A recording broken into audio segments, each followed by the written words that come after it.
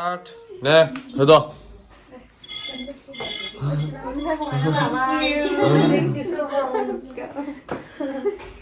Bisa membaik lagi menane. Mana mulai lagi nih? Asa takut. Asa takut. Apa lupa kimse kapla. Oh.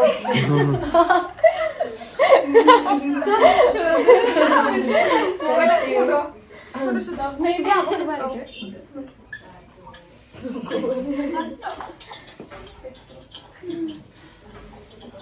Thank you Nida. Apa sebenarnya?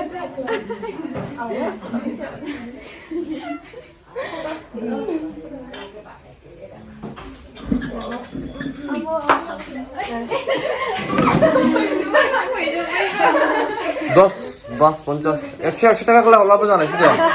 100 love. Nego size side में देखो।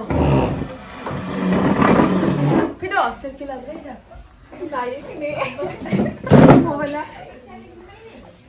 Hey guys, खुलुमबाय नोंथांमोनखौ आंनि गुबुन मोनसे गोदान video बरनायबा होनाय थाबाय स' दिनैनि भिडिअआ दिनैहाय आङो दंफैयो वेस्ट बेंगलनि टट'पारा होननाय जायगायावहाय स' बेवहाय एसे इन्टारेस्टिं खोथाफोर दङ नोंथांमोना जुदि बेखौ नायनो इन्टारेस्टेडब्ला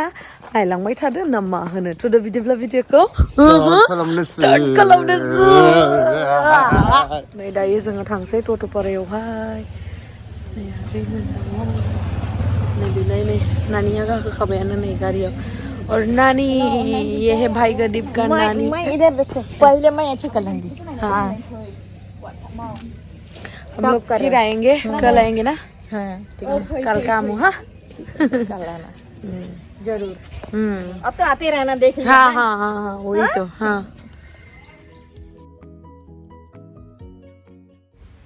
जाय जाय थांफेरदो बिथांमोनाथ' लामाखौ मिथिखायोना खिन्थु आंनि माने जितु एक्सपिरियेन्स आं बेखौ खिथानोसै नोंथांमोननो आं बे बेंगलनि जिहेतु जेनेबा जोंनि आसामनिफ्राय बेंगल थांनाय लामा जेनेबा क'क्राझार थिंनिफ्राय थांनाय लामाखौना एसे काजिरङानि लामा बायसा मोनो माने आङो एकदम हाग्रा आरोना खिन्थु लामाया बिराद बरियाथार ओमफ्राय जों दायो दाबो मोनहैथ'वाखै माला मोनहैगोनथाय गोजानथार On the way. 지금 다 On the way to Totopara. On the way. Totopara. 나 지금 당가 쓰는 동안 나 지금 당가 쓰는 동안 मोननोसै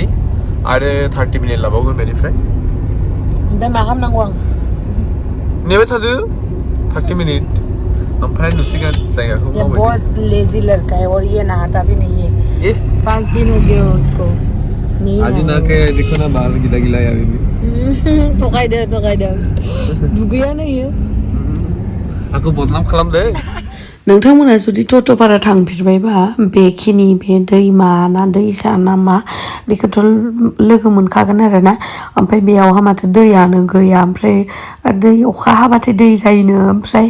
1 आवारसो थानानैनो दैया रानोनो आरोना दा नोंथांमोनासो मिथिसिगोन जाय बिथांमोना मिथियो कमेन्ट्स खालामनानै खिथाहरदो ना मा होनो नै दायो जोङो मोनफैबायानो टट'पारा गामि ओमफ्राय नै टट'पारा गामि मोनफैनानै टट'पारानि गामिनि न'फोरा मारै आरो जायगाफोरा मारै नायलांबाय थादो ना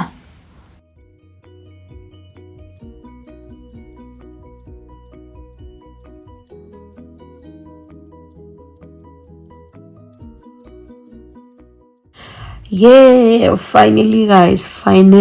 मोनफैमारबाय ओमफ्राय दायो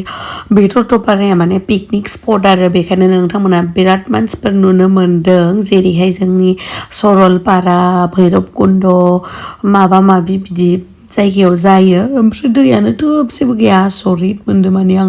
इसोरनि जितु दैमाफोरखौ आरोना ओमफ्राय नै बिथांमोना थाबाय थांगासिनो माने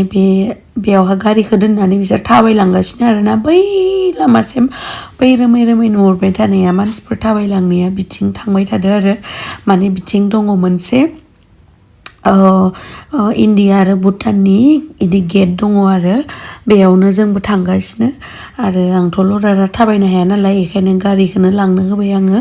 डाइरेक्ट ओमफ्राय जों दायो थांगासिनो खिन्थु हाबनो होनाय नङा आरोना भुटाना मानो होनना बुंबा कर'नानि बुस्थुआ दाबो जोबाखै ना बेखायनो टट'पारायावहाय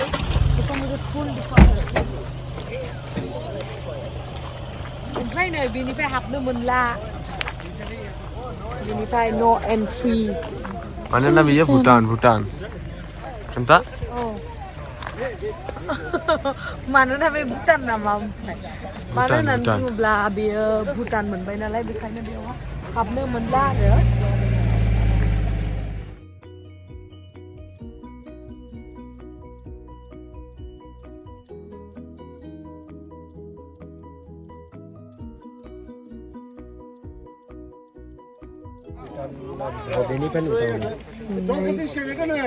मोनफैबाय जोंखौ दिन्थिदोंमोन नैबेनो वेस्ट बेंगल मा गामि होनदोंमोनलाय Gemsri Daimari आंनि मुङा अनुराग देबकार्ति जोंथ' सिनाया नालाय हा जोंथ' सिनाया नालाय बेखायनो ओमफ्राय बिथिंथ' सिगाङाव हाबनो होयोमोन नामा भुटानथिं हौवा आं बयनिबो थांनो हानाया no entry नङा सिगाङावहा अरिजिन सिगाङाव दङ आरो हाथाय दङ नै टटपारा हाथाय थांगोन जों टटपारा हाथायावबो थाङो बेयावथ' ओरैनो भिउफोरा दिन्थिगोन र' आं माबोरै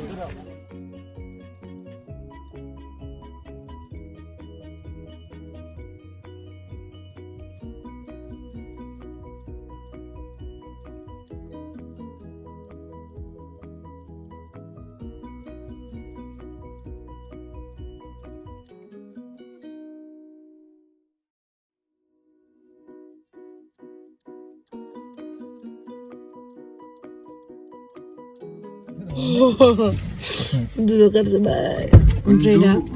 फट' उथिखांनानै आरो फट' उथिबावनांगौ ना थांलायनोसै गाहायावहाय फट' उथिनो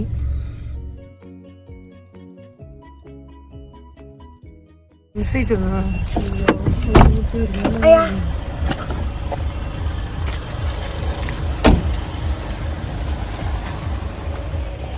You really here? Totopara welcome to West Bengal मुझे बोलना चाहिए मुझको वेलकम करना चाहिए और मैं ही वेलकम कर रही हूँ ठीक है इसी भाई मैं वेलकम करूँ मुझे वेस्ट बंगाल का लोगो Welcome to West Bengal Totopara गेमस्री Daimary को बोलो यार Gemsri Daimari नोंथाङा माबायदि मोनखो मिथिला आङो मोजां नों वेलकाम खालामग्रोदो आंखौ बरायबाय नोंखौ जोंनि बरायबाय जोंनि गामियाव टोटोपारायाव गोजोननाय मोनदों नोंथाङा फैदों थेंक इउ नोंथां आर'नाइ फालिजों मोनसे बरायनाय खालामनांगौ मोनसिगोन थेंक इउ जोंनि बागै फंबाया गावनि सनमान होनायखौ गाव फोरमायनानै आरो दा आङो उनाव दिन्थिफिनबाय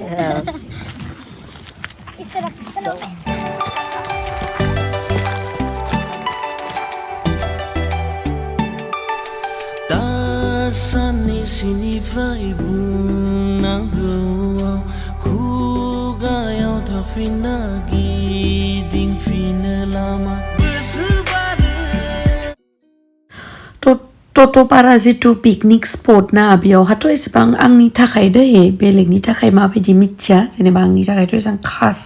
बिदि बुस्थु गैयामोन खिन्थु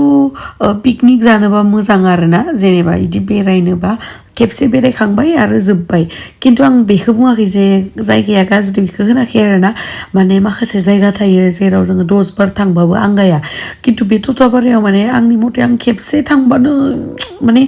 काफि बेबायदि टाइप आरोना खिन्थु पिकनिक जानो बा लोगोफोरजों बिदिनो टाइम स्पेन्ड खालामनो बिदिबाथ' मोजां देसुन ओमफ्राय दाथ' जोंथ' पिकनिक जानो थाखायथ' माल बुस्थुबो लाङाखै माबो लाङाखैना बेखायनो जोङो थाब फैबाय थाब फैनानै मोनसे इन्ट्रेस्टिं जायगायाव थांदो बेखौ नायलांबानो थाबानो जाबाय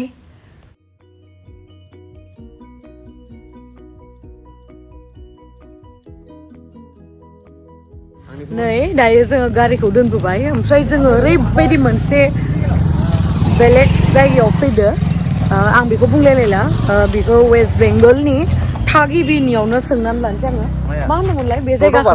टटपारा ना ओमफ्राय बुंदो टटपारानि सोमोन्दै टटपाराया হচ্ছে ইন্ডিয়ানের মধ্যে মিনসেবান বয় टट জাতিफोरा बन मोनो आरो जेबो जायगा मोना बे जाबाय टटपारानि हाथाय सांसिगोन दायो जोङो थांगोन टटपारानि हाथायाव माने सोरबा बेनि खोथा बुंनायखौ बुजियाखैबो जानो हागौ आरो दा जोंनि बेंगलनि आलादा ना माने मा होनदों पुरा माबायावनो इन्डियावनो टट' जातिखौ नैबे वेस्ट बेंगलनि नैबेखिनि जायगायाव टटपारा होननाय जायगायावल' मोनगोननो आरो ओमफ्राय बेलेगाव नुनाय नङानो माने आंबो दा गुगोलाव नायगोन र' गुगोलाव नायबा मोनगोन खोमा ना ओमफ्राय बिथांमोननि जिथु नै अमाबो फिसिलायो माथो अमाबो फिसिना माने ट्राइबेलानो खोमा ना ना बिसोर আছে ट्राइबल ट्राइबल गावसिनि मते टोटो जि जेमन बड' बिसोर टोटो स' आं नोंथांमोनखौ जा हायो न'खौ देखायनोसै मा होनो नायलांबाय थादो वाव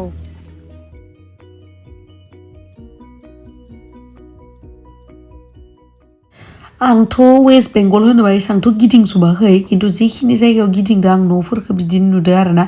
थिंनि बा बिदि दंफांनि खिन्थु दुइटाला जायो आरो माने बिराद गाजा माने मोजां नाङो रेसन गोदान गोदान जायगायाव एक्सप्लर खालामनो मोजां नाङो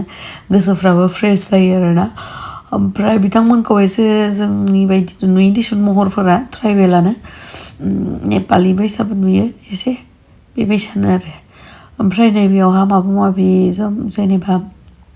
डिटेल्सफोरखौ लिरनाय दङ माबा माबि बेखौ नोंथांमोना नुखादों ओमफ्राय गय बिफाङा बिराद दङ ओमफ्राय गयाथ' जोंनि बायदिनो सेमलै आंथ' जानानै नायनानै मिथिबाय गोथावानो ओमफ्राय नायलाय न'आ जि बरियाखाना दुइटाला बानायो जोंनिबाथ' दुइटाला बानायनाय नङा बिथिं रुम मोननै बिदिसो बानायगौमोन आरोना ओमफ्राय दा जोङो नैबे न'खर मोनसेयावहाय हाबगोन आरो हाबनानै एसे रायलायगोन बेखौनो नोंथांमोनजों शेयार खालामगोन नायलांबाय थादो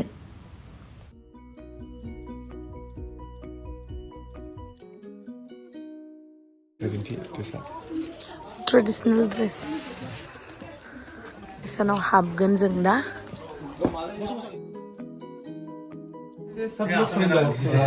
नै दायो मोनफैबाय जोङो बिथांमोननाव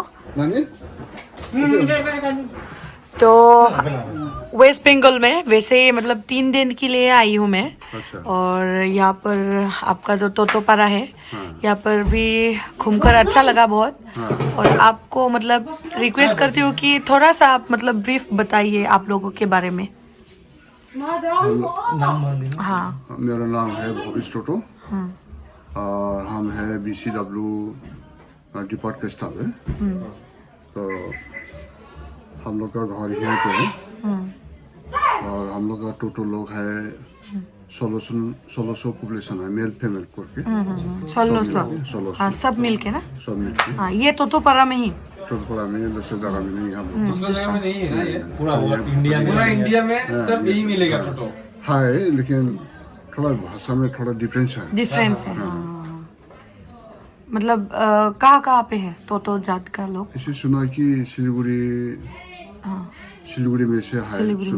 एक बार आया था लोग का थोड़ा भाषा में कुछ मिला है तो हम लोग तो पहले से जंगली में ढोका था इसे जंगली जैसे है अभी तो हम लोग किधर रहे लेकिन अभी बहुत डिफरेंस हो गया टोटल बहुत डिफरेंस हो गया अपग्रेड हो गया मतलब जनरेशन के साथ में अपग्रेड हो गया थोड़ा सा मतलब पहले की तरह नहीं है अभी तो सरकार भी कुछ देखने लगा रास्ता घाट हो गया उस समय हमने 10-12 साल का था ना उस समय में तो पूरा जंगल था रास्ता नहीं था मादारी लंकापाड़ा जाने भी मुश्किल था पैदल जाता था 3 घंटा लगता था अभी तो सब कुछ में बाइक में गाड़ी में अभी जाना आना सब कुछ चेंज हो गया आने थोड़ा ठीक होने लगा और टोटो लोग भी अभी अच्छा पढ़ने लगा एजुकेशन और आप लोग का रिलीजन क्या होता है मतलब टोटो का एक्स्ट्रा रिलीजन है या हिंदू क्रिश्चियन ऐसा मतलब ऐसे है हाँ क्रिश्चियन भी है टोटो हिंदू भी है क्रिश्चियन कम है हिंदू ज्यादा है हिंदू ज्यादा है मतलब आप लोग का ट्रेडिशनल रिलीजन है मतलब हाँ पहले से हम लोग का ऐसे की पूजा पाठ मानता है हम लोग को घास पाला नदी का निर्भर होता है वैसे हम लोग का मूर्ति नहीं होता है मूर्ति नहीं होता है क्योंकि भगवान का प्रार्थना होता है वैसे कोला का पत्ता में बिछा के उसमें और ट्रेडिशनली तरीका से करते हैं सुबह का पत्ता तो आप लोग का क्या रिलीजन है हिंदू ही है या आप लोगों का हिंदू ही है हिंदू है और आप लोगों का लैंग्वेज तो जैसे कि हम लोग तो माने अलग है हम लोग तो 2-3 शब्द हम सुनना चाहेंगे जैसे कि मैं खाना खाऊंगा इसको आमा चलो क्या बोलेंगे तो का आमा चलो चलो मतलब अभी भात खाऊं अच्छा खबर कैसा है खबर पूछने से खबर पूछने কি খবর ऐसा बोलने से एपानिंगा एपानिंगा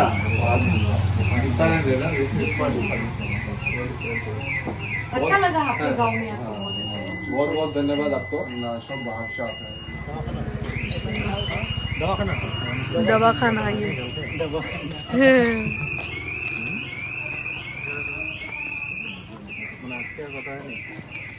बयनो गयाथ' लाला जानाय बननाय बिसिनि ले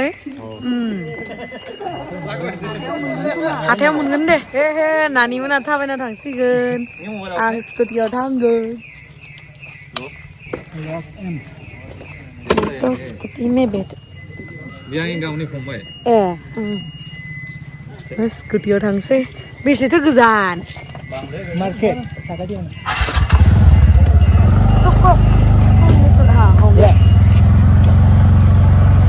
जोंथ' थांनाय ना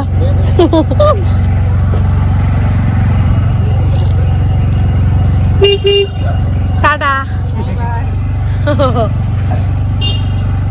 जोंथ' थांनाय ना स्कुटिजों थांनाय बाय बाय ए मोनखाबायानो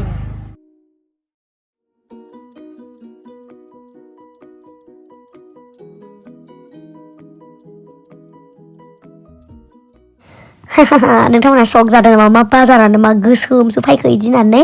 नङा माने बे भिडिअआ अलरेडि 15 मिनिट्स बारखाबाय बेखायनो आं बारा गोबाव खालामनो गोसो गैया आरो आंनि भिडिअखौ नायनानै नोंथांमोना न'आव रायजानोबो गोनां गैया बेखायनो माबा माबि खामानि दंबा बेखौ मावना लादो नेक्स्ट माबाखौ मा होनो बाजारखौ आङो एक्सट्रायै भिडिअ खालामदों बेखौहाय आङो गाबोन आपल'ड होगोन गाबोन नायबानो जाबाय दे टाटा बाय बाय लाभ इउ